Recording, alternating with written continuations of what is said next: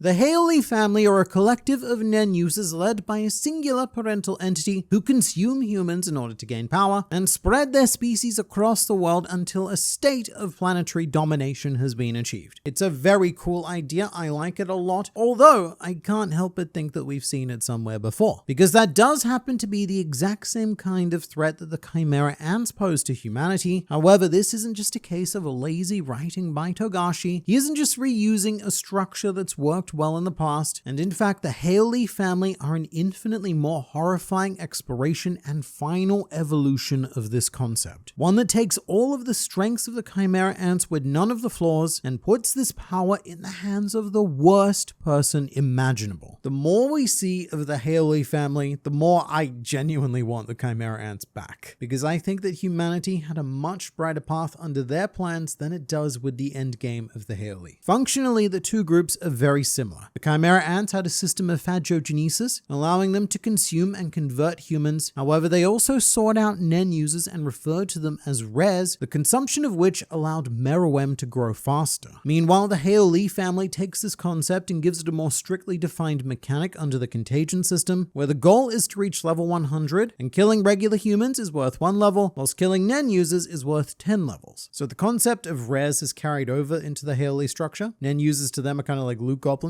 But the more horrifying difference here is that with the Chimera ants, only MERUEM was able to continue to grow by consuming human lives. Whereas with the Haley family, every member is capable of growing to the point of becoming a MERUEM. Mechanics which are very evocative of the origins of both groups, as each begin with the love of a singular mother figure, the Chimera ant queen and Morena Prudo, both of whom made it their primary goal to gather and propagate a family unit. Morena gave everyone in her family a rebirth via contagion, and the Ant Queen quite literally rebirthed all of the creatures assimilated that she ate and plopped out as Chimera ants. But this is where our first key difference comes into play. The Ant Queen's focus was on a singular entity, the Ant King MERUEM. Everyone else was created to serve and protect MERUEM. So the Ant Queen was definitely a mother with a favorite child, whereas Morena is a mother who loves all of her children equally. They don't exist to serve any individual purpose. Instead, they are all linked by a common thread. However, Morena is also actively encouraging the individual dreams and goals of their children, however horrific they may be, and mate, they're pretty bad. And this is where, however similarly the ants and the Haley family were functionally, it becomes clear that they exist to explore completely opposing ideas. One of the more interesting things about the Haley family is that yes, they do serve as a continuation of the idea of collectivism versus individualism that Togashi introduced with the ants. The Chimera ants by nature needed to work together as a colony, and the key factor that opened up a road to their defeat was the individualism injected by assimilating parts of humanity. Whenever one of the ants went off and did their own thing, it usually resulted in either flat out death or compromising the colony as a whole. And then there were even some ants that tried to strike a balance of both, like Zazan being individual enough to break from MERUEM's colony, but collectivist enough to start her own colony in Meteor City. However, what she created was the worst of both worlds, now betting her survival on a tiny portion of the original colony, somehow being able to deliver the same strength and protection as the original. And at face value, the Haley family are the same. A group of misfits who cannot survive on their own and can only function as a collective. At least that's the impression that I had of them for quite some time, but I was very wrong. The Haley family is a collective that encourages individualism. Their family isn't designed to stay together. In fact, the key mechanics of contagion are designed to grow the individual members and eventually fracture the family, which makes them, in my opinion, significantly more dangerous than the ants. They are like what the ants would have become if they'd accepted their differences and decided to throw their full support behind every individual ambition rather than submit only to the will of the king. And so it's going to be infinitely harder to crack the Haley cookie because they don't have a single nexus point that you can even aim for. Sure, it's natural to think go for the leader, go for the head, but if you kill Morena, then it doesn't even matter because each and every family member is designed to become another Morena. But something else I also want to linger on is the status of the family members. For example, before joining, Billy was an arcade employee, Damon was a construction worker, Montever was a college student, Oraga was a waste disposal contractor, Quarel was a repairman, and almost a third of the family had low-level positions in gangs and mafia organizations. The common thread here is that these are the working-class soldier ants of humanity. In the case of newest member Borkson, she's quite literally a soldier, but by and large, the family comes from backgrounds of providing small contributions to the functionality of a human colony, although there are a couple of unique exceptions like Dogman being a professional wrestler and Gelato being a pro gamer, the latter of which provides no contributions to humanity. But by and large, they are humanity's equivalent of your basic soldier and or I guess worker ants. And this is reinforced by the fact that almost every member of this family is given a mundane character design. One of the reasons why a lot of Hunter x Hunter readers have overlooked the Heoli as a threat is because a lot of their character designs are quite deliberately muted. They don't scream protagonist, antagonist, or even side character. In fact, they don't even scream pay attention to me. A lot of them have the designs of background filler characters because that's the role that they played in society, filling the gaps of the colony. And that is a stark contrast to the Chimera ants, who even at their lowest levels in the hierarchy, all had completely unique and unforgettable designs. There were no mundane ants. They were all completely, at least aesthetically, individual, which definitely should have been a clue for the direction that they were going. Because despite that individuality, the Chimera ants were a top-down threat. It was the orders of the king, the royal guard, the queen, and the squadron leaders that assembled the ants to provide a collective threat. Meanwhile, the Heoli family is a bottom-up threat. The hierarchy of humanity is decaying from the bottom, which is going to bring down and sink the rest of the hierarchy until there's nothing left. With the ants, it's conceptually simple to beat them. You kill the king and the colony ceases to function because it was a top-down society. But with the Heoli family, it is nowhere near as simple. Currently, Morena serves in, I suppose, the king position. However, again, if Morena was to die, then the Heoli family don't become any less of a threat because each member has the potential and is actively designed to become the next Morena, and ideally, each of them are going to fracture at around the same time, and we will have 20 Morenas instead of one to deal with. I mean, just imagine if every Chimera ant had the potential to become MERUEM. And not only that, but they were encouraged to do so. That's what we're dealing with here. But both factions exist for a similar purpose in Hunter x Hunter, which is to directly concept the challenge of humanity, with both of them being geared against the more objectively negative aspects, such as one of the ants' first experiences of humanity being the dictatorship of East Gorto under Mingjol-Ik's body double, featuring other fun faces like Secretary BZF, who had a hobby of buying women and keeping them in a dystopic underground society designed purely to serve him. Other than food, this was MERUEM's first experience of humanity, and he found it to be utterly ridiculous. He saw no value in what they were doing, which is an idea that Togashi has amped up with the Heoli family. They currently serve as a direct challenge to the Kakin royal family, with each of the 14 princes designed to be a cross-section of humanity as a whole. Every broad ideology, societal system, and human pursuit can be found within these princes. For example, First Prince Benjamin's blind nationalism and authoritarianism versus Ninth Prince Hulkenberg representing a more ideal democratic system. But neither of these are simple examinations. At the beginning of the succession contest, Hulkenberg is portrayed as the light, the hope for the future, the clear path forward. But we are slowly seeing him and his ideology being corrupted, whilst Benjamin, the guy who initially appeared as the obvious villain, is on the opposite path. He's becoming more and more humanized, and so someone who appeared to be a vicious tyrant in the beginning of the arc is now much more nuanced, principled, and shockingly empathetic to those around him. That is one small, tiny example of the dynamics going on within the princes. There are so